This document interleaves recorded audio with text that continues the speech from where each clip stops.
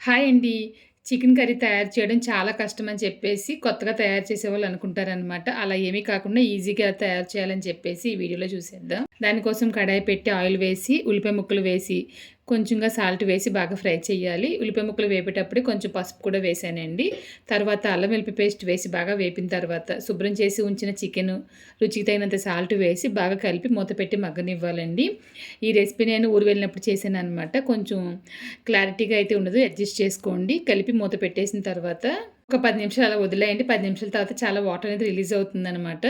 ఇంకా వాటర్ అంతా ఏమీ వేయాల్సిన అవసరం లేదండి. కొంచెంగా కారం, గరం మసాలా వేసి బాగా కలిపేసి మూత పెట్టి తక్కువ మంటలో ఒక 10 నిమిషాలు ఉడికించండి. చివరగా పచ్చిమిర్చి, కరివేపాకు, కొత్తిమీర వేస్తున్నానండి. బాగా కలిపేసి మూత పెట్టి 10 నిమిషాలు ఉడికించారంటే గనుక ఎంతో టేస్టీగా చాలా సింపుల్‌గా చికెన్ కర్రీ తయారైపోతుంది. మీరు కూడా ట్రై చేసేయండి. మీకేమైనా రెసిపీస్ కావాలనుకుంటే గనుక కామెంట్‌లో అడిగేయండి మరి.